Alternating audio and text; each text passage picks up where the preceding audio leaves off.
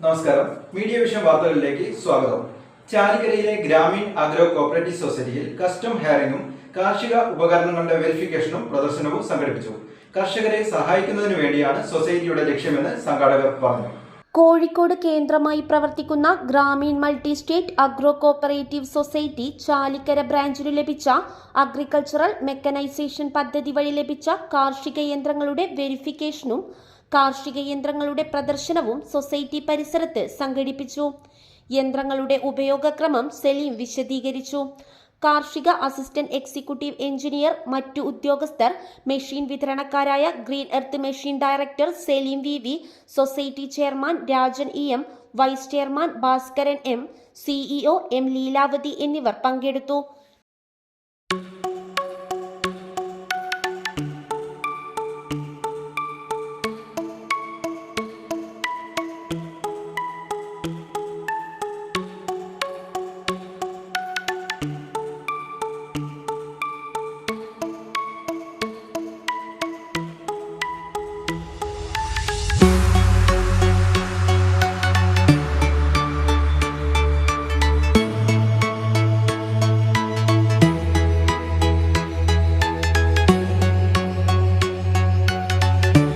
Bureau, media vision, Perambra.